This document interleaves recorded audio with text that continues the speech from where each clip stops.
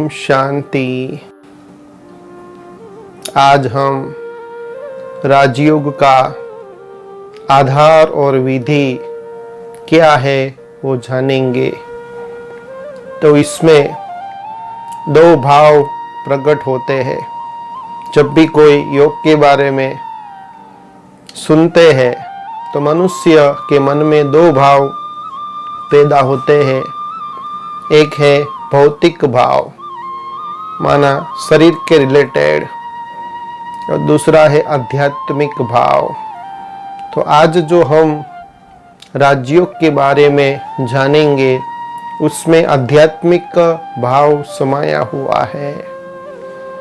तो राजयोग माना जो सर्वश्रेष्ठ ज्योति है, तो आत्मा का कनेक्शन और सर्वश्रेष्ठ ज्योति के साथ करना, जोड़ना, संबंध जोड़ना, इसी को ही राजयोग कहा जाता है। ये है आध्यात्मिक भाव। तो दुनिया में भी चार प्रकार के, चार स्तर के योग होते हैं। एक है भौतिक योग, माना जो भी पदार्थ है, चीजें है, वस्तुएं है, उसके साथ योग, माना उसको याद करना, तो वो है भौतिक योग। दूसरा होता है लौकिक योग, माना जो भी मनुष्य के संबंधी है, मित्र है, उसको याद करना, उसके साथ लिंक जोड़ना, उसको मिलना, उसको लौकिक योग कहा जाता है। तीसरा है अलौकिक योग, माना जो भी देवी देवताएं है, इष्ट देव है, उसको याद करना, संबंध जोड़ना, तो उसको अलौकिक योग कहा जाता है। परंतु आज हम जानेंगे जो सर्वश्रेष्ठ योग है वो है राजयोग। इस राजयोग को सर्वश्रेष्ठ इसीलिए कहा गया है क्योंकि बाकी का जो भी योग हमने देखा वो वस्तु के साथ होता है, दैहिक होता है, परंतु राजयोग करने के लिए उसका जो संबंध होता है वो देह के साथ नहीं, शरीर के साथ नहीं है। आत्मा का कनेक्शन, आत्मा का मिलन, जो सर्वश्रेष्ठ ज्योति है, सुप्रीम पावर है, पिता परमात्मा है, अथॉरिटी है, पावर हाउस है, उसके साथ करना, उसे याद करना, जिससे क्या होता है, आत्मा के अंदर एक मास्टरी आ जाती है और मास्टरी के कारण आत्मशक्ति, आत्मविश्वास पैदा होता है। तो उसके लिए पहले पूर्ण आत्मा का ज्ञान, परमात्मा का ज्ञान, और जो भी परमात्मा ज्ञान देते हैं, सृष्टि चक्र का ज्ञान, जब ये बुद्धि में रहता है और जब परमपिता परमात्मा को उस अनुसार याद किया जाता है, मिलन मनाया जाता है, तभी आत्मा शक्तिशाली बनती है। तो आत्मा का कनेक्शन, आत्मा का मिलन, आत्मा की लिंक, आत्मा का यूनियन, माना कम्युनियन, जब परमात्मा के साथ होता है, जब कनेक्शन जुड़ता है, उसको ही सरल भाषा में योग कहा जाता है। लेकिन उससे भी सरल शब्द में कहे तो राजयोग का मतलब होता है याद। तो जब भी हम बाहर जाते हैं तो रास्ते में तो हमको कई प्रकार के लोग सामने मिलते हैं, दिन भर में तो 1000 लोग मिलते हैं। तो क्या हम सभी को याद करते हैं? किसकी याद आती है? तो जिनके साथ काम है, जिनके साथ संबंध हमारा होता है, जिनके साथ हमारा परिचय होता है, तो वही व्यक्ति हमको याद आती है। तो अभी हम जानेंगे कि वो जो परमपिता परमात्मा सुप्रीम लाइट हाउस है, शक्ति का एक स्तोत्र है, फाउंडेशन है।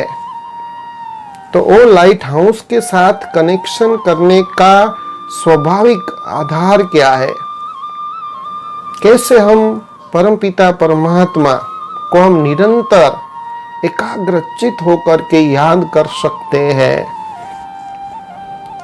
और ऐसे भी कोई भी व्यक्ति को याद करने के लिए 4 आधार होते हैं। 4 आधार पर वो व्यक्ति को हम याद करते हैं। ऐसे पिता परमात्मा भगवान को भी निरंतर याद करने के 4 आधार है। तो पहला जो आधार है वो है परिचय। तो जब भी कोई व्यक्ति को हम याद करते तो पहले उनका परिचय होना चाहिए। जब परिचय हमको मिलता है तो उस अनुसार वो व्यक्ति को हम याद करते हैं। तो ऐसे परमात्मा का भी हमको परिचय मिल गया है।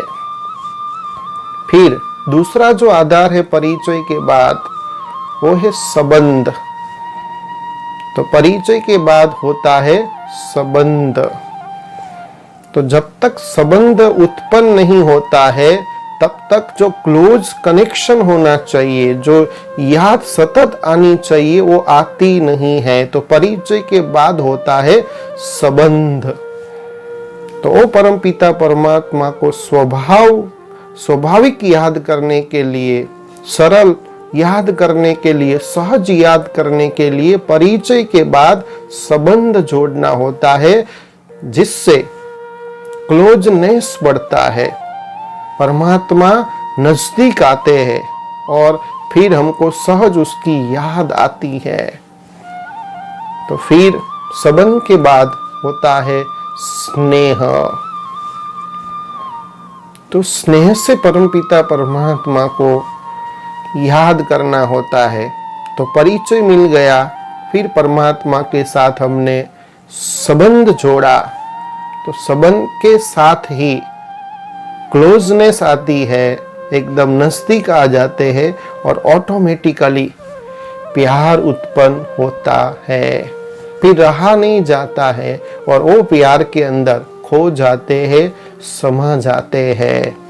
तो जब तक संबंध नहीं जोड़ा तब तक स्नेह उत्पन्न नहीं होता है।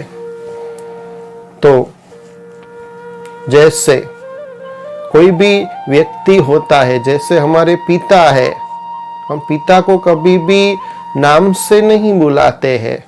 उनको पिताश्री कहते हैं, पापा कहते हैं, डैडी कहते हैं। तो उनको नाम से इसीलिए नहीं बुलाते क्योंकि हमको उनके प्रति स्नेह है, अपार प्यार है, रिस्पेक्ट है। तो रिस्पेक्ट देने के लिए हम उनको पिताश्री कहते हैं, पापा कहते हैं, डैडी कहते हैं। तो वैसे ही हमने पूरा परमपिता परमात्मा का परिचय जान लिया। उनका नाम है शिव। वो हमारा आत्मा का पिता है। तो उनको भी हम प्यार से बाबा कहते हैं। तो ये रिस्पेक्ट का शब्द है, इसलिए परमपिता परमात्मा को शिव बाबा कहा जाता है। और दूसरा, जब भी मानो कि कोई शादीशुदा नहीं है और नई नई नौकरी में वो जुड़ा हुआ है, नई नौकरी कोई व्यक्ति को लग गई है, तो उसको जरा भी फुर्सत नहीं मिलती है क्योंकि वो धंधे के अंदर, वो नौकरी के अंदर उसे बहुत ही जवाबदारी दी है और बहुत ही रेस्पॉन्सिबिलिटी है, इसलिए जरा भी समय उसको नहीं मिलता है। परंतु आप अभी सोचिए कि वो व्यक्ति की शादी हो जाने के बाद वही 24 घंटे रहते हैं। शादी होने के बाद फिर इतनी रेस्पॉन्सिबिलिटी होते हुए भी, इतने धंधा बढ़ता जा रहा है, नौकरी में भी उसको ज्यादा काम करना पड़ता है, फिर भी वो अपनी पत्नी के लिए समय तो निकालता है। तो समय कैसे निकलता है? अगर वो समय नहीं निकालता तो उसका संबंध लंबे काल तक नहीं टिकता है। तो स्नेह के कारण ऑटोमेटिक समय भी निकलता है। तो ये तीसरे प्रकार का आधार है जिससे परमात्मा को याद करना होता है। व्यक्ति भी इसके आधार से याद करता है। और चौथा जो आधार है परमात्मा को याद करने का या व्यक्ति व्यक्ति को याद करने का, वो है प्राप्ति। तो ये तो पता होना चाहिए कि भगवान के साथ हम जब संबंध जोड़ते हैं, स्नेह भी उत्पन्न हो गया, तो वो स्नेह के साथ कौन सी प्राप्ति जुड़ी हुई है। और ऐसे भी मनुष्य कहाँ भी संबंध जोड़ता है, स्नेह होता है, तो उसको प्राप्ति दिखती है, क्योंकि स्वार्थी है। तो जब तक प्राप्ति नहीं है, फायदा नहीं है, तब तक वो संबंध भी नहीं जोड़ता, प्यार भी नहीं रखता है। तो वैसे हम परमपिता परमात्मा को जब याद करते हैं, किस लिए याद करते हैं? क्या कोई स्थूल संपत्ति प्राप्त करने के लिए? मान लो कि परमपिता परमात्मा को हमने स्थूल संपत्ति के लिए याद किया, वो मिल भी गई, तो आज जो संपत्ति है, जो वैभव है, क्या मनुष्य आत्मा को सुख दे सकते हैं? सदा काल की आंतरिक शांति दे सकते हैं? क्योंकि ये जो संपत्ति है वो ग्रोस लेवल के अंदर है, माना ये तो सब बाहरी है, लेकिन मनुष्य को चाहिए आंतरिक शांति, आंतरिक सुख, और वो मिलता है अविनाशी परमपिता परमात्मा के साथ संबंध जोड़ने से, स्नेह रखने से, उनके अंदर समा जाने से। तो कौन सी प्राप्ति होती है? तो परमात्मा के पास से तो बहुत प्राप्ति होती है। जब ये प्राप्ति को सामने रखते हुए परमात्मा को याद करते हैं, तो वो भी एक आधार है प्राप्ति। तो हमने देखा 4 आधार पर परमात्मा को याद किया जाता है, और मनुष्य को भी 4 आधार पर हमेशा याद करता है। तो पहला देखा परिचय, दूसरा देखा संबंध, तीसरा देखा स्नेह, और चौथा देखा हमने प्राप्ति। तो अभी हम देखेंगे कि मनुष्य सारे संसार के सारे इंसान है, वो परमात्मा को याद करते हैं। तो कोई भी कारण होगा, किस कारण से, किस विधि से परमात्मा को अभी मनुष्य आत्माएं याद करती है? तो पहला कारण आप सभी जानते हैं, अच्छी तरह परिचित है, इस कारण से कि परमात्मा भगवान ईश्वर अल्लाह को हम क्यों याद करते हैं? तो पहला कारण है स्वार्थ के कारण। स्वार्थ सिद्ध हो, हम जो भी इच्छा रखते हैं, जो भी मांगनी करते हैं, परमात्मा पूरी करे। तो जब भी मंदिर में जाते हैं तो भगवान के पास हम मांगते रहते हैं और सौदाबाजी भी करते हैं। क्योंकि मान लो कि कोई छोटा बच्चा होता है तो बचपन से ही माँ बाप उसको सिखाते, एक साइकोलॉजी हो जाता है बच्चों के माइंड के अंदर कि जब भी एग्जाम होती है तो परमात्मा को वो कहता है कि मुझे पास कर देना, अच्छे मार्क्स आप दिलवा देना, तो मैं एक नारियल चढ़ाऊंगा। तो ये तो सौदाबाजी हो गई। ये तो कोई आम नौकर है, उसको भी आप 10 रुपया दे करके काम करा सकते हैं। ऐसे परमात्मा के साथ भी एक आम व्यक्ति को समझ करके परमात्मा को भी कह देते हैं, सौदाबाजी करते हैं कि हे परमात्मा, हे भगवान, आप हमको पास कर देना, अच्छे मार्क्स दे देना, तो हम आपको नारियल चढ़ाएंगे। सोचिए, दुनिया की जितनी भी संपत्ति है सारी किसकी है? हमारी है। किसने दी है? परमात्मा ने दी है। तो हमारे जो पैसे है वो भी परमात्मा के है, तो नारियल किसका है? उसका ही है। तो एक हंसी आती है कि परमात्मा का दिया हुआ उसको ही हम देते हैं, तो ये सौदाबाजी। तो इसके कारण भी अभी कई मनुष्य भगवान के पास मांगते रहते, तो मांगने से नहीं मिलता है, बिन मांगे मोती मिलता है, मांगने से भीख भी नहीं मिलती है। तो स्वार्थ के कारण अपनी इच्छा पूर्ति के लिए टेम्पररी, जब उनकी प्राप्ति पूरी हो जाती, इच्छा पूरी हो जाती है, तब मनुष्य आत्मा भगवान को भी भूल जाते हैं। जैसे कि बच्चे एग्जाम में पास हो गया तो चलो नारियल भी चढ़ा दिया, उस समय थोड़ा बहुत याद किया, फिर भूल जाता है। तो दूसरा जो याद करने का कारण है मनुष्यों का, वो है दुख के कारण। आज संसार के अंदर जहां देखो अशांति है, दुख है, दर्द है।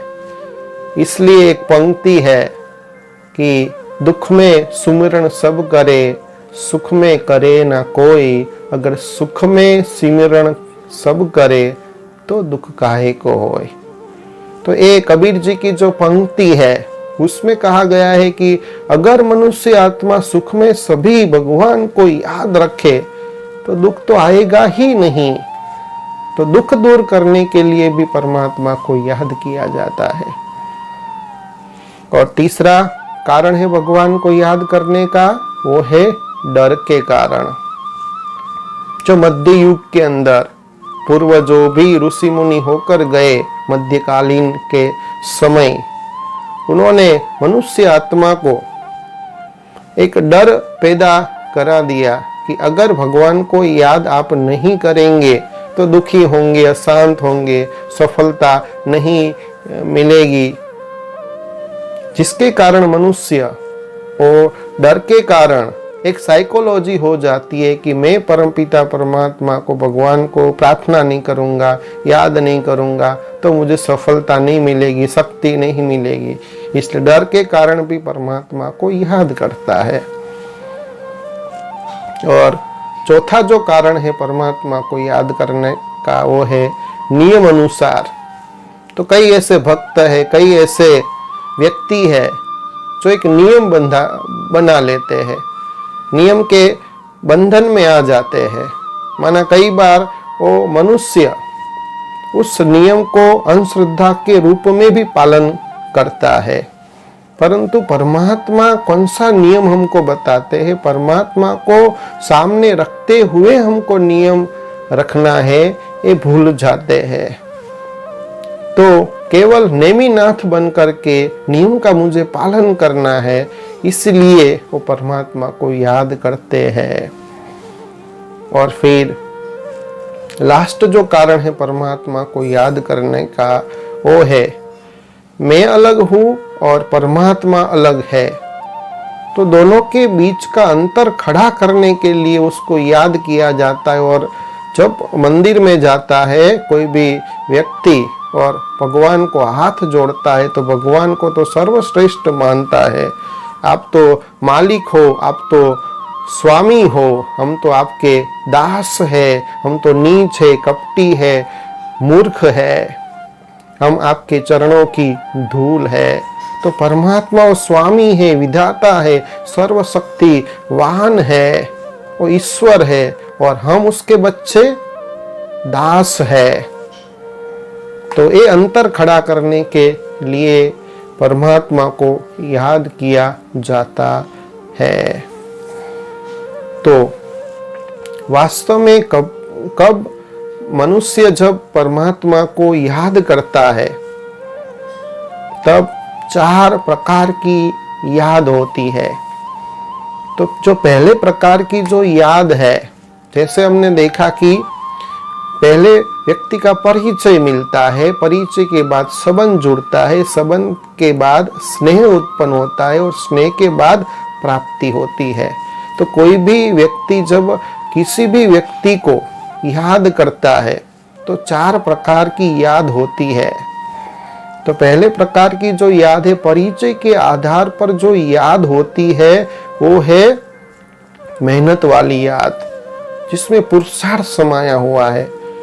जब भी कोई, मान लो कि कोई घर के अंदर फंक्शन चल रहा है, फंक्शन आने वाला है, और वो फंक्शन में सभी रिलेटिव, जो भी संबंधी, उसको इनविटेशन देना है, तो याद करके जो भी दूर वाला परिचय, उसको भी याद किया जाता है, मेहनत से याद करके लिस्ट भी बनाया जाता है, फिर उसको इनविटेशन कार्ड लिखा जाता है। तो परिचय के आधार पर जब हम किसी भी संबंधी को याद करते हैं, व्यक्ति को याद करते हैं, तो याद होती है मेहनत वाली याद। फिर दूसरा जो नंबर है, वो है संबंध के आधार पर। जब हम कोई भी व्यक्ति को, संबंधी को, मित्रों को याद करते हैं, वो है सताने वाली याद। तो उदाहरण के तौर पर, जब भी कोई माँ होती है, अपने बच्चे को याद करती है, और मान लो कि वो एकदम छोटा बच्चा हो और हॉस्टल में पढ़ रहा हो, तो कोई ऐसा मैसेज आया, उसको खबर मिली कि उनका बच्चा बीमार है, तो माँ कितनी बेचैन हो जाती है। वो जो याद होती है संबंध के आधार पर, वो सताने वाली हो जाती है। बच्चे ने अच्छी तरह खाया या नहीं खाया, दवाई ली या नहीं ली, वगैरह वगैरह।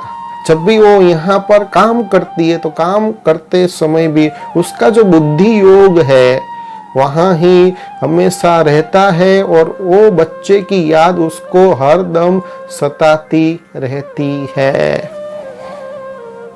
तो ये जो संबंध के आधार पर जो व्यक्ति याद करता है, वो सताने वाली याद होती है। और फिर तीसरा जो नंबर है, स्नेह के आधार से व्यक्ति को जब याद करता है, वो है खो जाने वाली याद, समा जाने वाली याद। तो ये सबसे सर्वोच्च याद है। जब भी व्यक्ति किसी भी व्यक्ति को याद करता है, तो एकदम स्नेह के आधार से जब याद करता है, प्यार के आधार से जब याद करता है, तो मानो कि एक दूसरों के अंदर वो समा जाता है, खो जाता है, भान भूल जाता है। मान लो कि कोई ऐसे कुमार है जिसकी अभी शादी नहीं हुई है और कुमारी है, तो दोनों का मन भटकता रहता है, लेकिन दोनों का परिचय के आधार पर जब संबंध जुड़ जाता है, जब नक्की हो जाता है उनका रिश्ता, तो एक दूसरों के अंदर स्नेह उत्पन्न होता है, प्यार उत्पन्न होता है, और वो प्यार में दोनों ही समा जाते हैं, खो जाते हैं। और जब दोनों का संबंध जुड़ जाता है, स्नेह उत्पन्न होता है, तो दोनों अलग अलग जगह पर जब बैठे हैं, तो भी उनकी याद समा जाती है, खो जाती है। और वो व्यक्ति को अगर डिस्टर्ब किया जाए, कुछ भी उसके सामने जब वो खोया हुआ है, समाया हुआ है, उसके आगे कुछ उसको आदेश दिया जाए, तो भी उसका ध्यान नहीं रहता है। उसके पास से कई लोग गुजर जाते हैं, फिर उसको पूछा जाता है, हिलाया जाता है और कहा जाता है, तो उसको कुछ भी मालूम नहीं, क्योंकि वो प्यार के अंदर, स्नेह के अंदर समाया हुआ है। तो ये तीसरे प्रकार की जो याद है स्नेह के आधार से, वो है समाने वाली याद, खो जाने वाली याद। और फिर चौथे प्रकार की जो याद है, वो है प्राप्ति वाली याद, माना स्वार्थ मतलबी याद उसको कहा जाता है, जिसमें मनुष्य आत्मा का स्वार्थ छिपा हुआ है, मतलब छिपा हुआ है। यह है चौथी प्रकार की याद। तो मान लो कि कोई भी व्यक्ति किसी व्यक्ति के साथ संबंध जोड़ता है, स्नेह उत्पन्न होता है, तो वो पहले फायदा देखता है, क्या मुझे इसमें प्रॉफिट मिलेगा, मुझे क्या प्राप्ति होगी। उदाहरण के तौर पर कि एक बिजनेसमैन है, कोई एक शहर के अंदर कोई बड़ा व्यक्ति आने वाला है और अभी वो वहां से निकल गया है और वो शहर में बाई कार आ रहा है और वो फलानी होटल के अंदर रुकने वाला है। बहुत बड़ा व्यक्ति है, बहुत बड़ा बिजनेसमैन है। तो दूसरा जो बिजनेसमैन है उसके साथ बहुत बड़ी डील करना चाहते हैं बिजनेस के संलग्न में। तो क्या उससे नींद आएगी? उसको पता है कि अभी वो निकल गया है और मैं पहुंचूं उसके पहले दूसरा पहुंच जाए और बिजनेस का ये सौदा कर ले, डील कर ले, तो सारी प्राप्ति उसे चली जाएगी। तो जब ये मैसेज वो सुनता है तब उसकी नींद भी फिट जाती है, क्योंकि उसको प्राप्ति दिखती है कि एक बार ये डील हो जाए, ये सौदा हो जाए तो मैं धनवान बन जाऊंगा, फिर मुझे उसको याद करने की जरूरत नहीं है। तो उस समय जब तक वो नहीं आएगा तब तक वो बेचैन रहेगा, नींद फिट जाएगी। और कई लोग तो होटल के बाहर ही वो बैठ जाते हैं, इंतजार करते कि मैं ही उनको पहले मिल करके सौदा कर लेता हूँ।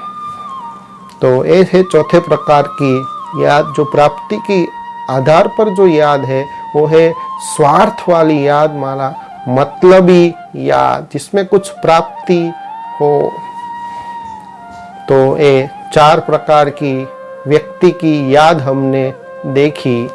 पहली देखी परिचय के याद के, परिचय से जो याद करते हैं व्यक्ति को, ये है मेहनत के आधार पर याद। दूसरी है संबंध के आधार पर जब याद करते हैं, वो है सताने वाली याद। और तीसरी है स्नेह के आधार पर जब हम याद करते हैं, वो स्नेह में हम खो जाते हैं, समा जाते हैं। और जब प्राप्ति के आधार पर व्यक्ति को याद करता है, वो है मतलबी याद, स्वार्थी याद। तो हमें किस आधार से, अच्छी तरह सोचिए आप, किस आधार से परमात्मा, भगवान, ईश्वर को याद करना चाहिए? स्वयं से आप सभी पूछिए, क्या मेहनत से याद करना चाहिए? क्या परमात्मा की याद सताने वाली होनी चाहिए, वाली खो जाने वाली, या स्वार्थी होनी चाहिए, मतलबी होनी चाहिए? तो अंदर से एक आवाज आएगा। और सत्य तो ये बात है कि तीसरे प्रकार की याद जो हमने देखी, वो भगवान के साथ हमेशा होनी चाहिए, और वो है स्नेह में समा जाने वाली याद। कुछ भी दिखे नहीं, जैसे भगवान और मैं, तीसरा ना कोई। जैसे कुमार और कुमारी का जब संबंध हो जाता है और स्नेह उत्पन्न होता है, तो उसको कुछ भी, जो भी सिचुएशन है वो भी दिखती नहीं है, कोई और व्यक्ति नहीं दिखते सिवाय के। आशिक मासूक बन जाते हैं, रात दिन एक दूसरों को याद करते रहते हैं, समा जाते हैं, खो जाते हैं, विलीन हो जाते हैं। तो वैसे हमारी भी याद परमात्मा के साथ, भगवान के साथ स्नेह की होनी चाहिए, नहीं कि सताने वाली, कि नहीं कि परिचय के आधार से मेहनत करने वाली, या स्वार्थ भरी सौदाबाजी या मतलबी याद नहीं होनी चाहिए। परमात्मा की याद स्नेह के साथ समाने वाली होनी चाहिए। तो अभी पहले तो हम देखेंगे कि ये परमपिता परमात्मा के साथ हम कैसे संबंध जोड़े। कि जब तक परिचय तो अभी हमने पूरा परमात्मा का प्राप्त कर लिया, नाम रूप देश काल कर्तव्य जान लिया, तो अभी उस अनुसार पहले अभी आगे का हमारा कार्य है, आगे का हमारा काम है, वो है संबंध जोड़ना। तो जब तक हम संबंध नहीं जोड़ते हैं, तो क्या होता है कि जब परमात्मा को, भगवान को मंदिर में याद करने बैठते हैं, तो 2 मिनट भी परमात्मा को याद नहीं कर सकते हैं। मन हमारा एकाग्र नहीं होता है, फिर थक जाते हैं और दिमाग भी हमारा भारी भारी हो जाता है और हम छोड़ देते हैं और फिर कोशिश भी नहीं करते। कि जब भी हम परमात्मा को याद करते हैं तब ऐसा ही होता है, तो हम परमात्मा को याद कभी करते नहीं हैं, केवल पूजा विधि करते, परंतु वो विधि करते समय भी, आरती करते समय भी हमारा जो ध्यान है, हमारी बुद्धि है, वो भी भटकती रहती है। जो दिल से परमात्मा को याद करना चाहिए, बुद्धि जो एकाग्र होनी चाहिए, वो होती नहीं है। उसका मेन कारण ये है, वो परमपिता परमात्मा के साथ हमने संबंध जोड़ा नहीं है। जैसे आशिक मासू का एक बार संबंध जुड़ गया, ऑटोमेटिक स्नेह उत्पन्न होता है, उसको सिखाना नहीं पड़ता है, समा जाते हैं, एकाग्र हो जाते हैं, निरंतर याद करते रहते हैं। तो अभी हम जानेंगे कि परमपिता परमात्मा के साथ, भगवान के साथ कैसे संबंध जोड़े। तो परमात्मा के साथ कौन सा संबंध जोड़ना चाहिए, पहले तो ये बात है। तो परमात्मा के साथ हमेशा बेटा और पिता का संबंध जोड़ना है। जो मेन संबंध है वो आत्मा का पिता है और मैं उसका बेटा हूं, मैं उसकी संतान हूं। तो जब बाप और बेटे का संबंध जोड़ेंगे तभी स्नेह उत्पन्न होता है, तभी अधिकार उत्पन्न होता है। जैसे कोई भी बच्चा हो या मान लो कि कोई राजकुमार हो, तो राजकुमार को याद दिलाना नहीं पड़ता कि तू राजकुमार है, तू एक जो बड़ा राजा है उसकी संतान है।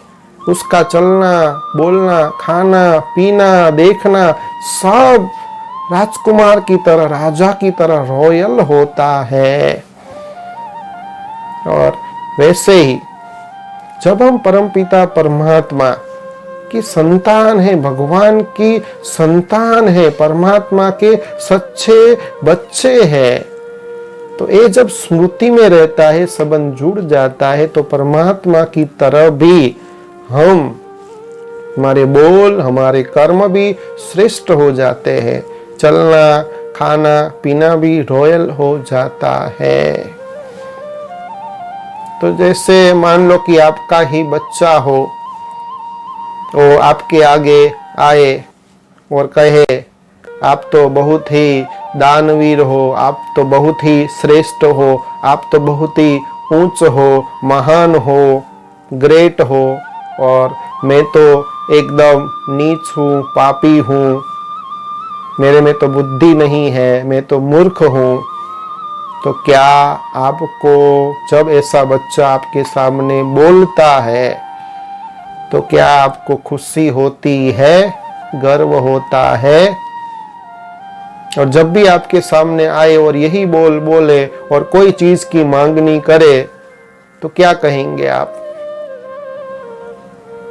तो आप तुरंत ही इंसल्ट फील करते हैं और उसको कह देते हैं कि क्या मेरी तू नाक कटवाता है, ऐसा क्यों बोल रहा है, तू तो मेरे समान है, जितना भी मेरा है प्रॉपर्टी है, वो जितने भी पैसे हैं वो तेरे हैं, तुझे मांगने की जरूरत नहीं है, खुद को नीचा दिखाने की जरूरत नहीं है, खुद को मूर्ख कहने की जरूरत नहीं है, तू मेरे समान बन, मेरे अंदर जो है बस मेरे पास है, और मेरे अंदर जो गुण है वो तेरे अंदर होने चाहिए। हर एक पिता की यही कामना होती है, यही इच्छा होती है।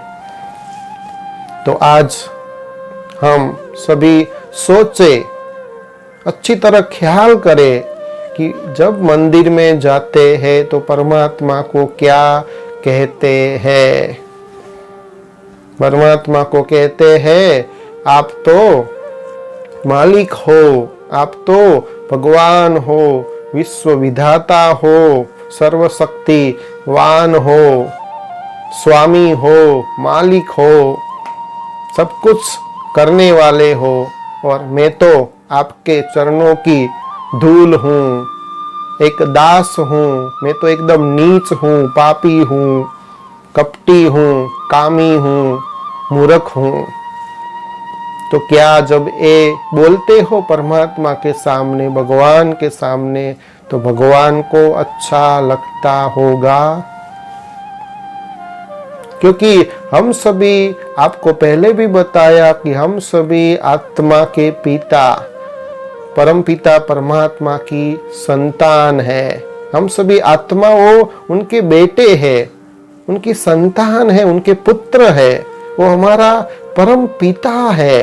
तो पिता को कभी भी बच्चा ऐसा मूर्ख कहे हमको, और खुद को पापी समझे, नीच समझे, तो पिता कभी भी गर्व लेता नहीं है। उसको भी अफसोस होता है कि ये बच्चा मेरे आगे रोज मंदिर में आकर ये क्यों बोलता है। मेरे पास जितनी भी शक्ति है उसका तो अधिकारी है, मेरे पास जितनी भी ताकत है और जितने भी खजाने हैं उसका तो अधिकारी है। मांगने की कोई जरूरत नहीं है, केवल वो प्यार से मुझे याद करे, मेरे साथ संबंध जोड़े, ऑटोमेटिक उसका सारा, मेरा सारा उसका हो जाता है, वो अधिकारी बन जाता है।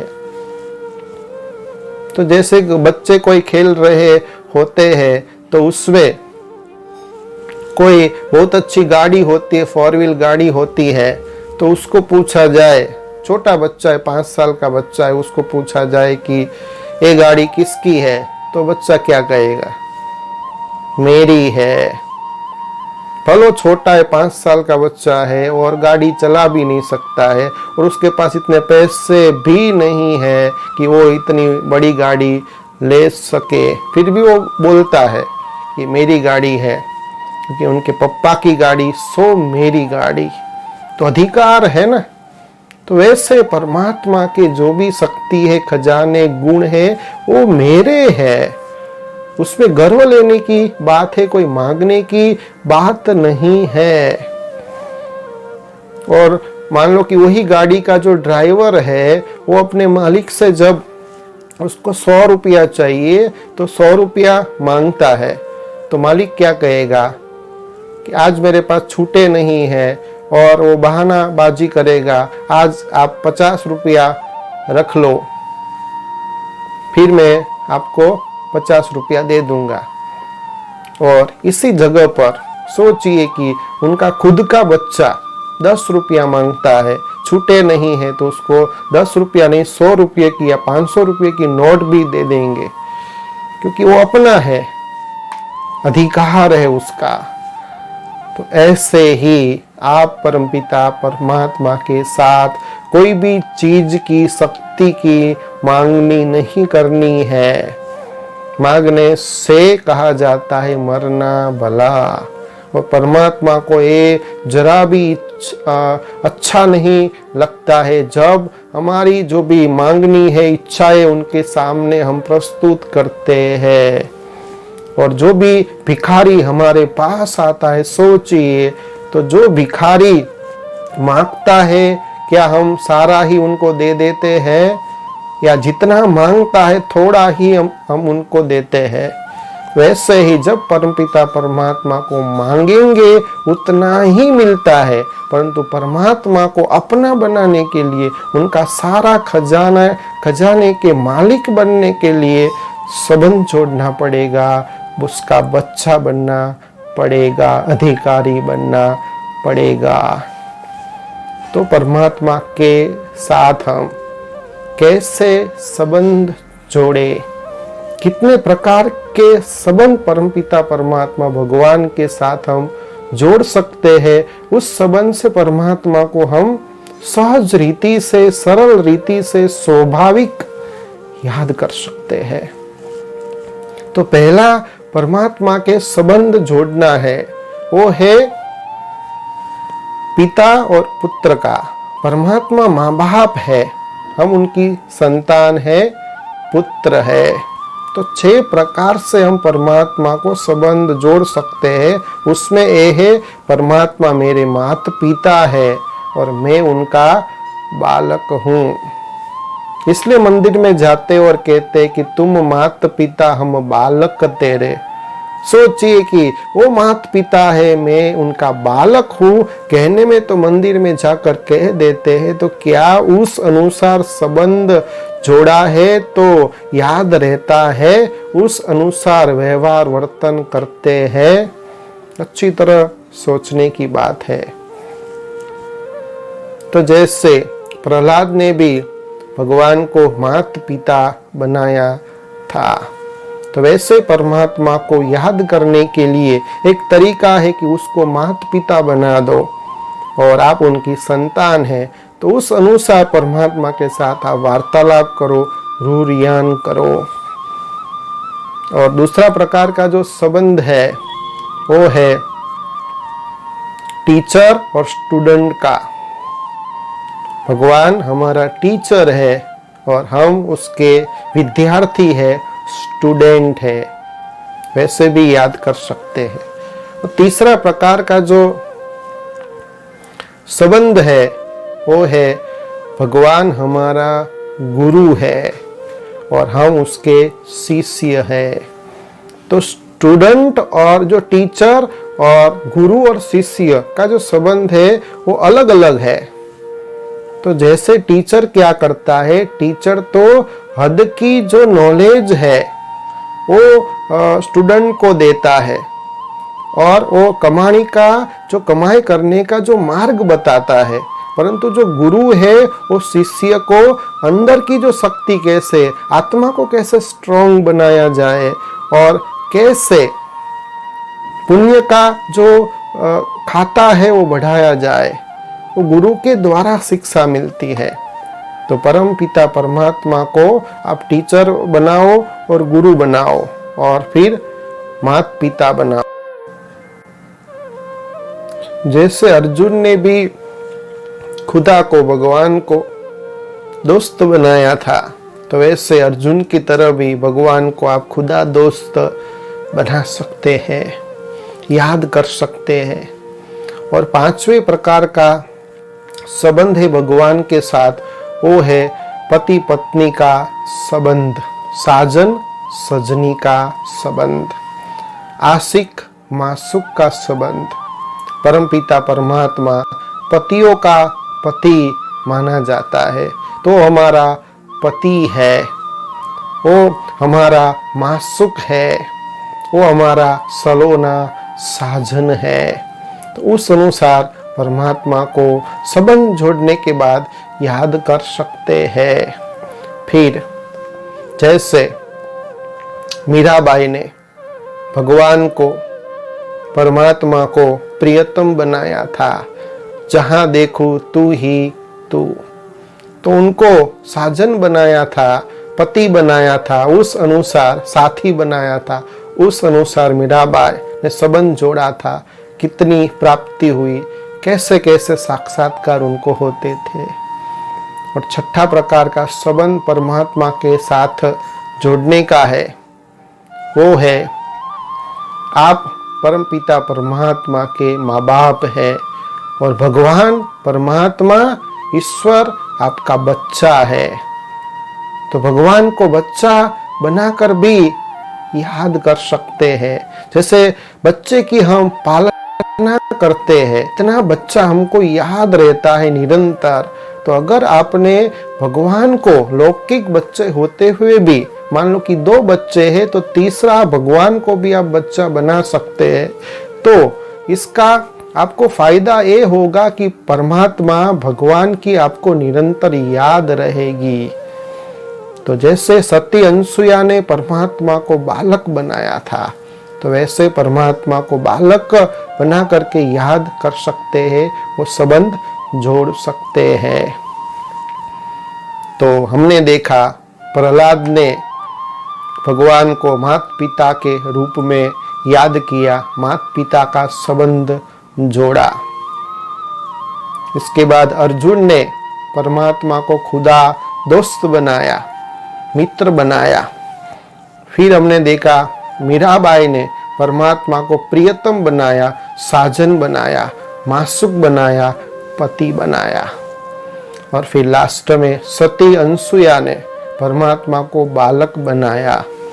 तो ऐसे आप भी परमात्मा के साथ सभी संबंध जो अभी वर्णन किए, आपको जिस संबंध की कमी महसूस होती है, आपको बहुत खींचता है, आप लागनीशील हो जाते हैं, फीलिंग आपके अंदर आती है, भाव विभोर हो जाते हैं, उस संबंध से आप परमात्मा को याद करें।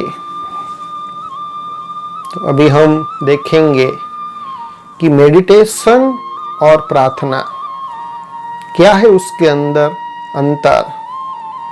तो मेडिटेशन और प्रार्थना के अंदर अंतर है। मेडिटेशन अलग है और प्रार्थना अलग है।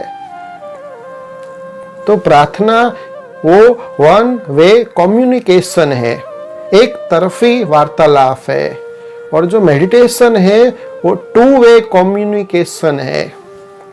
प्रार्थना में हम क्या करते, केवल हम रटते हैं, केवल हम बोलते हैं, लेकिन परमपिता परमात्मा भगवान का सामने से भी प्रत्युत्तर आता है, रेस्पॉन्ड मिलता है, वो हम कभी सुनते नहीं हैं, केवल प्रार्थना करते रहते हैं।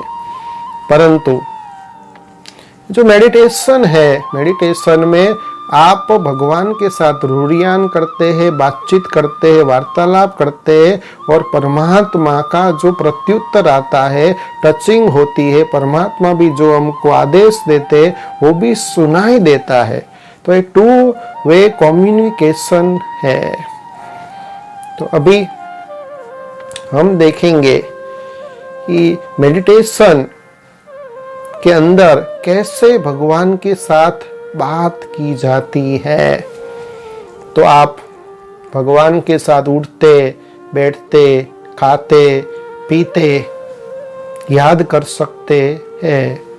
तो जैसे बच्चे को अपने पिता के साथ वार्तालाप करने के लिए, बातचीत करने के लिए, संपर्क करने के लिए, मिलने के लिए, कम्युनिकेशन करने के लिए कोई भी ट्रेनिंग की जरूरत नहीं है, वो अपने आप वो बात करना उससे आ जाता है माता पिता के साथ, एक स्वाभाविक है, एक नेचर है।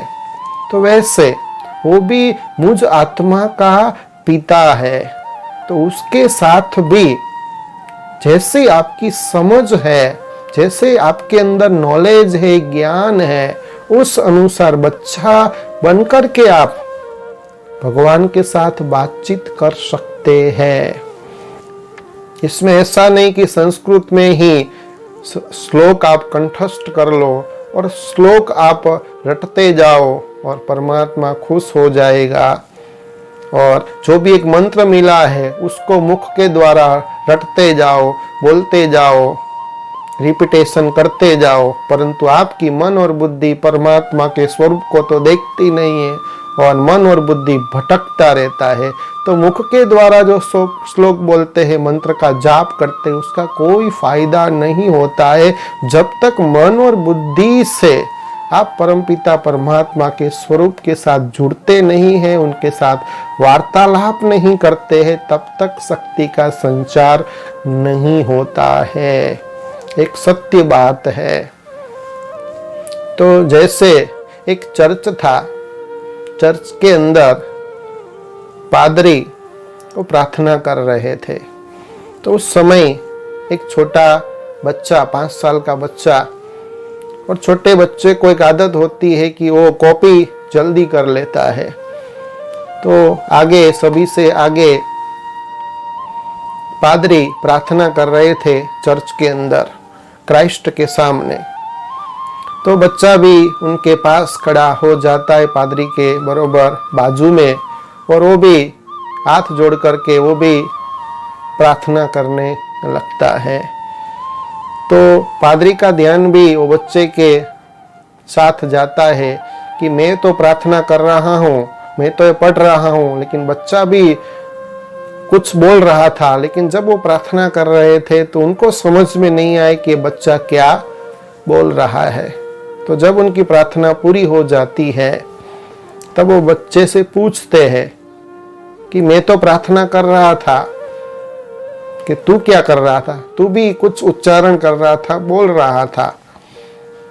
तो बच्चा कहता है मैं भी प्रार्थना कर रहा था, मैं भी परमात्मा को याद कर रहा था, उच्चारण कर रहा था, मैं भी कुछ बोल रहा था। तो पूछता है पादरे कि तू क्या बोल रहा था, तो कहता है मैं तो ABCD बोल रहा था। तो 5 साल का बच्चा जब ऐसा कहता है मैं ABCD बोल रहा था, तो पादरी को थोड़ी हंसी आती है और कहते बच्चे को कि क्या भगवान के सामने ABCD बोली जाती है, क्या वो ABCD वो प्रार्थना है? तब वो बच्चा कहता है कि मैं तो भी छोटा हूं, मैं तो कोई प्रार्थना जानता नहीं हूं जो आप बोले, परंतु आप जो इंग्लिश में प्रार्थना बोले उसमें 26 ABCD के 26 अक्षर होते हैं, तो वही तो आप बोले। और वो सुव्यवस्थित किया हुआ जो भी अक्षर है, जो भी ABCD के शब्द है 26, उसको सुव्यवस्थित करने के बाद प्रार्थना बनाई गई और आप उसका रटन परमात्मा के सामने, भगवान के सामने आपने किया। तो मुझे तो प्रार्थना आती नहीं है, और मैंने क्या किया कि मैंने वही ABCD परमात्मा के सामने प्रार्थना के रूप में बोल दी और परमात्मा को कहा कि मैं तो अभी छोटा हूँ, आप अपनी रीति से इसको जोड़ लेना, मेरी प्रार्थना समझ लेना। तो सोचिए कितनी बड़ी बात हुई कि इसमें कोई रटी रटाई प्रार्थना की जरूरत नहीं है, श्लोक या मंत्र की जरूरत नहीं है। परमात्मा हमेशा दिल के भाव को देखते हैं। वो आपके हृदय के अंदर जो अपनापन है, जो स्नेह है, जो निस्वार्थ प्यार है, उसे देखता है, नहीं कि आपके मुख से जो श्लोक निकलता है, मंत्र निकलता है, रटे रटाई जो प्रार्थना निकलती है, उसके ऊपर उसका ध्यान नहीं होता।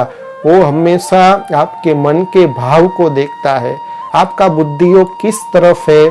वो प्रार्थना को जल्दी परमात्मा को कैच कर लेता है और उसका ही वरदान देता है और उसी आधार से वो शक्ति देता है। तो अभी हम देखेंगे कि प्रार्थना और जो मेडिटेशन हमने कहा अलग अलग चीज है। वैसे मेडिटेशन भी कोई मंत्र नहीं है, मेडिटेशन में कोई मंत्र नहीं मिलता है। तो मंत्र का जो शब्द है वो मंत्री से आया।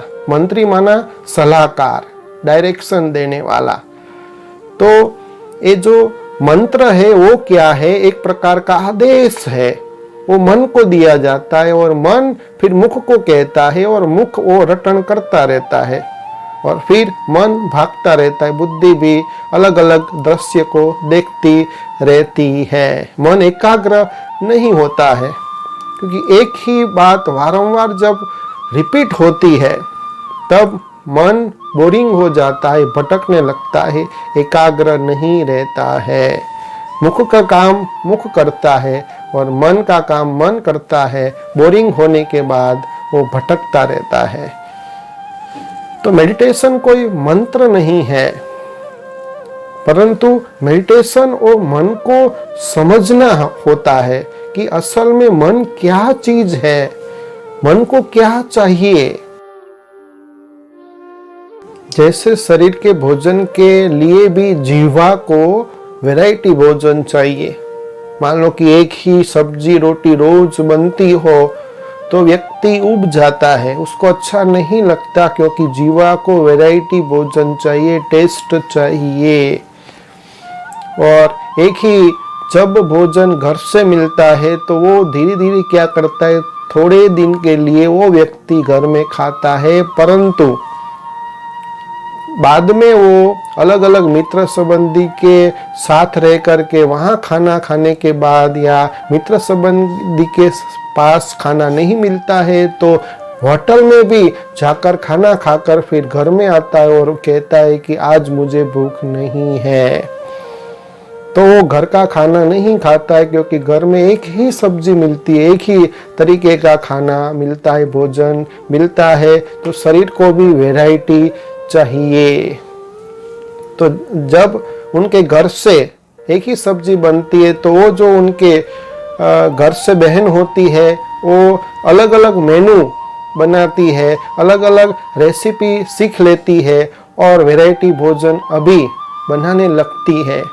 परंतु कई दिनों से वो बाहर का भोजन खाता है, होटल में खाता है, तो व्यक्ति को जीवा के अंदर वो टेस्ट होता है, दिमाग में चला जाता है, उसको वही टेस्ट अच्छा लगता है, घर का टेस्ट अच्छा नहीं लगता वैरायटी होते हुए भी। बस ऐसे ही मन की हालत भी, पोजीशन भी ऐसे ही है एज इट इज। तो शरीर को भी, जीवा को भी वैरायटी भोजन चाहिए, ऐसे मन को भी वैरायटी भोजन चाहिए। अक्सर करके हम क्या करते हैं, जो भी श्लोक होता है, संस्कृत का श्लोक होता है, जो भी गुरु का जो मंत्र होता है, केवल रटते रहते हैं, मुख रटने का काम करता है।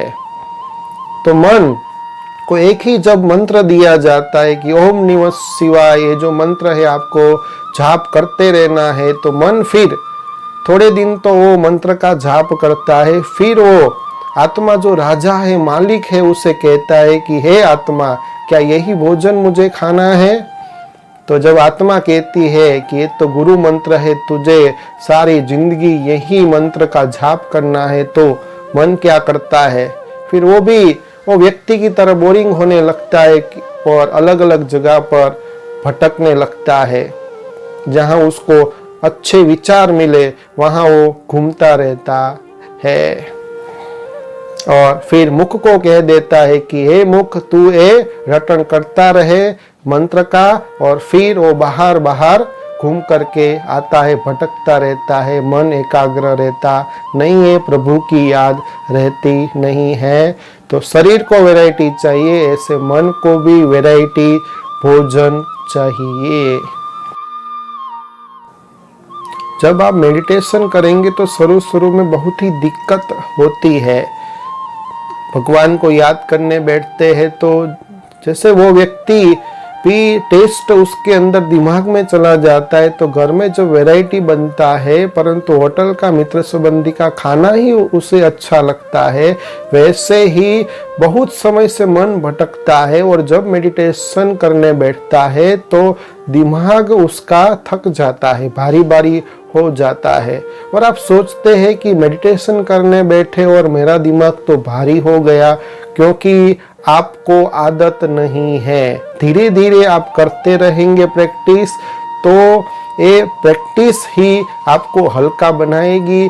फिर आपको परमपिता परमात्मा के साथ वार्तालाप करना आ जाएगा और फिर आपकी आत्मा के अंदर शक्ति का, जब परमात्मा की शक्ति का संचार होता है तब आत्मा हल्की बनती है और मेडिटेशन से आपको शक्ति, ताकत मिलती है।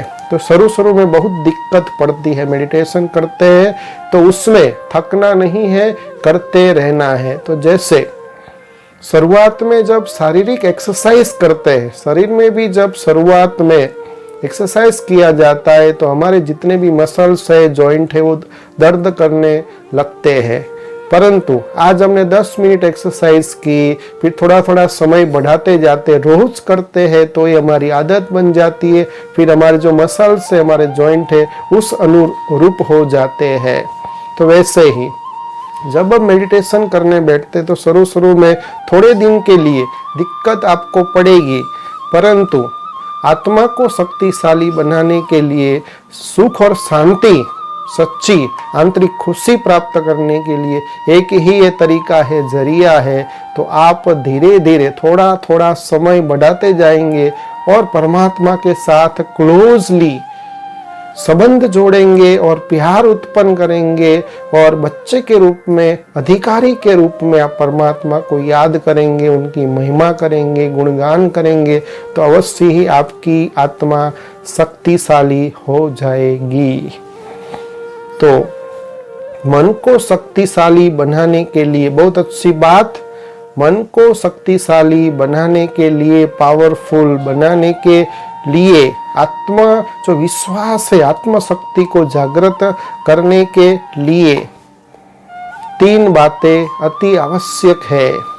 आप सभी इस 3 बात के ऊपर बहुत ही फोकस देना, अटेंशन से इस 3 बात को सुनना कि मन हमारा भटकता क्यों है। मन को काबू में करने के लिए, एकाग्रता बढ़ाने के लिए मन को 3 बातें चाहिए। तो जैसे शरीर को भी शक्तिशाली बनाने के लिए 3 बातें चाहिए। तो पहली जो बात है प्रॉपर फूड, भोजन, और फिर है आराम, और फिर है एक्सरसाइज।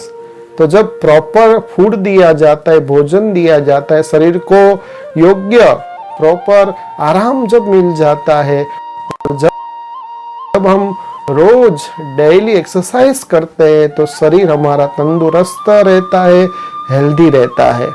तो मन को भी तंदुरुस्त रखने के लिए, हेल्दी रखने के लिए यही 3 बातें चाहिए। एक है भोजन। तो मन का भोजन क्या है, प्रॉपर फूड क्या है मन का, तो वो है चिंतन। तो जब आप पॉजिटिव चिंतन करेंगे, अच्छी अच्छी बातें सोचेंगे, श्रेष्ठ बातें सोचेंगे, तो मन आपका शक्तिशाली हो जाएगा। आज व्यक्ति को श्रेष्ठ विचार क्या है, पॉजिटिव विचार क्या है, वो भी मालूम नहीं है। तो जिस विचार के अंदर हमारा कोई निजी स्वार्थ ना हो, और जब गुणों के आधार से कोई विचार करते हैं, दूसरों के कल्याण के आधार से जब हम विचार करते हैं, उसे ही श्रेष्ठ विचार कहा जाता है। तो मैं कौन सी आत्मा हूं, मैं शक्तिशाली आत्मा हूं, मैं श्रेष्ठ आत्मा हूं, मैं महान आत्मा हूं, मैं किसकी संतान हूं, ये जब स्वमान में स्थित रहने के बाद, चिंतन करने के बाद, जो भी परमात्मा का नॉलेज मिला है, जितना आप चिंतन करेंगे उतना मन, आपका जो मनोबल है वो बढ़ता जाएगा, मन शक्तिशाली होता जाएगा। तो ये फूड देना है चिंतन का, थिंकिंग का, पॉजिटिव थिंकिंग। लेकिन अक्सर करके ये होता है कि जब हम सुबह में उठते हैं तो उठते ही न्यूज़पेपर हमारे हाथ में होता है, और जो भी सुसाइड का केस होता है, मर्डर का केस सुनते हैं, या कोई ऐसी नेचुरल कैलेमिटीज, इतने मर गए, तो जो नेगेटिव इंफॉर्मेशन है सुबह सुबह हमने पढ़ी, तो मन को क्या भोजन गया, नेगेटिविटी, व्यर्थ, जिससे मन कमजोर हो जाता है। तो ऐसा नहीं कहा जाता है आपको कि न्यूज़पेपर नहीं पढ़े, परंतु सुबह सुबह न्यूज़पेपर, टीवी के समाचार नहीं सुनने चाहिए।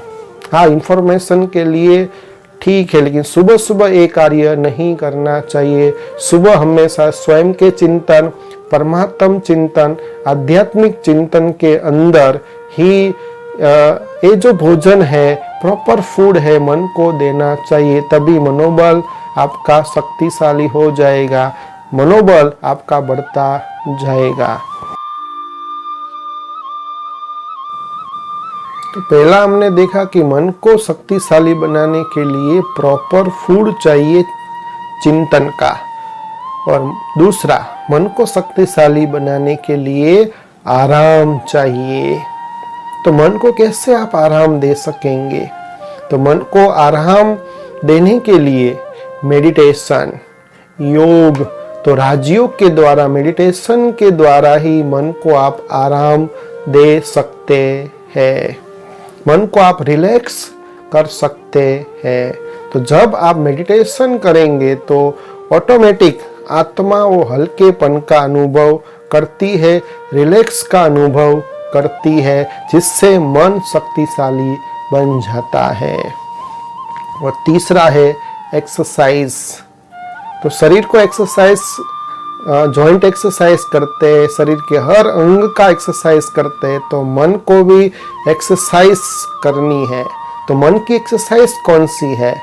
तो पॉजिटिव थिंकिंग करने की एक्सरसाइज, मन के द्वारा करनी है। जितना आप आध्यात्मिक अच्छी अच्छी बातें पढ़ेंगे, उसके ज्ञान का, अविनाशी ज्ञान का चिंतन करेंगे, पॉजिटिव ही सोचेंगे, कभी व्यर्थ नहीं सोचेंगे, नेगेटिव नहीं सोचेंगे अपने लिए औरों के लिए, तो क्या होगा, वही एक्सरसाइज से मन आपका शक्तिशाली हो जाएगा, आपका मनोबल बढ़ जाएगा, एकाग्रता बढ़ जाएगी और परमपिता परमात्मा की जो याद है वो निरंतर होती जाएगी और हर क्षेत्र में आप सफल होते जाएंगे। क्योंकि जब आत्मविश्वास जहाँ होता है, आत्म शक्ति जहाँ जागृत हो जाती है, तो सफलता उसके गले का हार अवश्य ही बन जाती है। तो अभी हम देखेंगे कि जिस व्यक्ति का जो मन है अस्वस्थ होता है, मन बीमार होता है, तो उसकी असर शरीर के ऊपर पड़ती है। तो कभी भी मन बीमार नहीं होना चाहिए। तो मन कमजोर तो शरीर भी कमजोर होता है। तो सारी ही कमजोरी ये मन की होती है। बीमारी भी 80% मन कमजोर हो गया तो शरीर भी बीमार हो जाता है। तो जैसे मन के अंदर ही डर होता है, खौफ होता है, तो कहा जाता है कि मन जीते जगत जीत। मन ही ईश्वर है, मन ही सब कुछ है, मन ही देवता है। तो मन को कैसे जीता जाए? तो मन को जीतने के लिए, मन को विजयी बनाने के लिए, विक्ट्री देने के लिए हमेशा स्वमान में आप स्थित होए और मन को अच्छी अच्छी चिंतन के द्वारा, अच्छे अच्छे स्वमान के द्वारा स्थित करे, उसको याद दिलाए, तो मन स्वस्थ हो जाएगा। मन के अंदर विजय के संकल्प उत्पन्न होंगे तो हर दम जीवन के क्षेत्र में कभी भी आपका पराजय नहीं हो सकता, क्योंकि मन के अंदर ही क्रिएटिव एनर्जी है, रचनात्मक शक्ति है। मन असंभव को भी संभव कर सकता है, केवल उसकी चिंतन की धारा आपको चेंज करनी है, बदलनी है, तो सारे ही नजारे बदल जाएंगे। इसलिए कहा जाता है कि सोच को बदलो तो सितारे बदल जाएंगे, नजर को बदलो तो नजारे बदल जाएंगे। कश्ती को बदलने की जरूरत नहीं है, सिर्फ दिशा को बदलो तो किनारा आपो आप मिल जाएगा। तो मन को चेंज करो, अच्छे अच्छे पौष्टिक विचार माना, जैसे शरीर को भी पौष्टिक आहार दिया जाता है, प्रॉपर आराम दिया जाता है, एक्सरसाइज की जाती है, वैसे ही मन को चिंतन का फूड दो और मेडिटेशन का आराम दो और पॉजिटिव थिंकिंग के एक्सरसाइज करो, तो मन आपका शक्तिशाली हो जाएगा। तो अभी हम देखेंगे कि कई लोग कहते हैं कि मेडिटेशन माना शून्य अवकाश हो जाना, शून्य विचार हो जाना। ऐसे नहीं है, मेडिटेशन में शून्य विचार नहीं करने हैं, उसमें तो विचार को जनरेट किया जाता है और जितना आप विचारों को जनरेट करेंगे, उत्पन्न करेंगे, उतना मन के अंदर एनर्जी शक्ति भी जनरेट होती है। तो जैसे अर्जुन को भी जो अंदर की जो आंतरिक जो शक्ति थी वो उसकी जाग गई और उसको लगता था कि भगवान मेरे साथ है, रक्षक है, मुझे कुछ नहीं होगा, सफलता ही सफलता मुझे मिलेगी। तो एक उनको मोरल सपोर्ट मिलता था।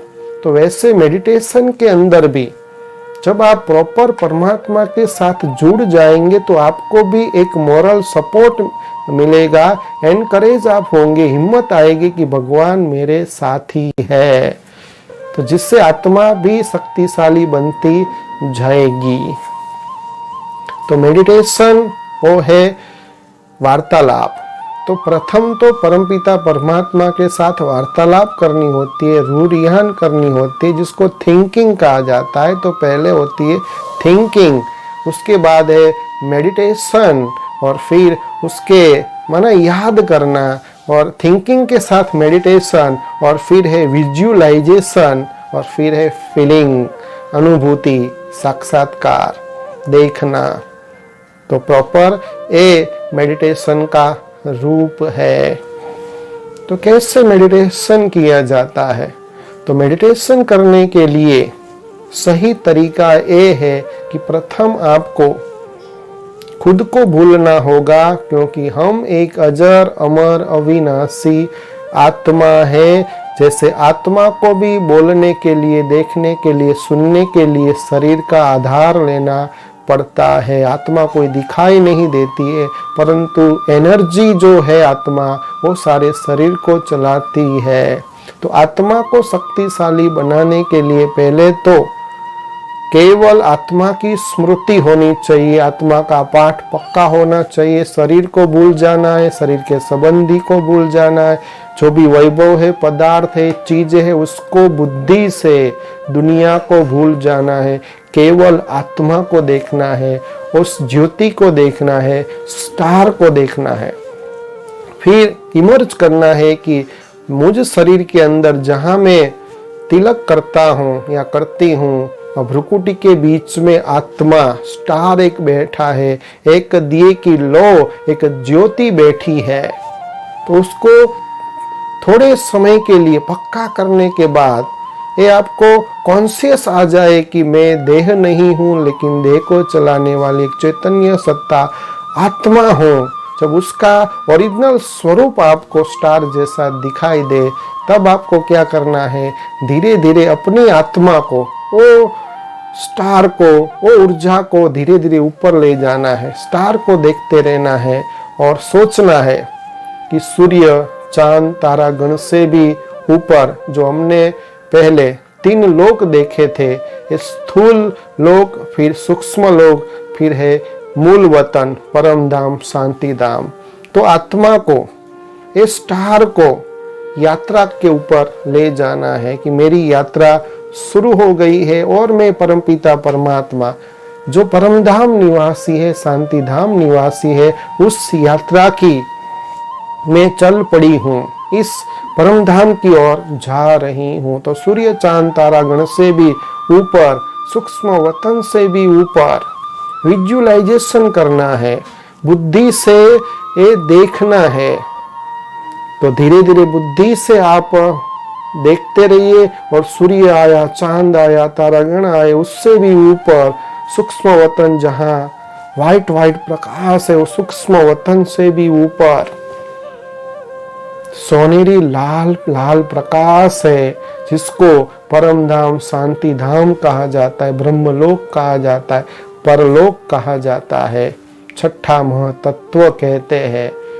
वो शांति धाम में, वो परम धाम में, वो स्वीट साइलेंस होम में मुझ आत्मा का सच्चा प्यारे अंदर प्यारे परमपिता परमात्मा सबसे ऊपर विराजमान है, बैठे हैं। उनका सर्वश्रेष्ठ तेज है, वो सारे ब्रह्मांड में फैल रहा है। ऐसा संकल्प करना है, ऐसे विचार के द्वारा मन को एकाग्र करना है और वो परम धाम में परमपिता परमात्मा के नीचे बैठ जाना है और उनकी अथाह शक्ति लेनी है। ऐसा अनुभव करना है कि चारों तरफ शांति ही शांति है और परमात्मा की शक्ति फुहारे के समान मुझ आत्मा के ऊपर पड़ रही है और मैं आत्मा शक्तिशाली बन रही हूँ। तो यही है सच्चा मेडिटेशन। तो यही है राजयोग का आधार और विधि। ओम शांति।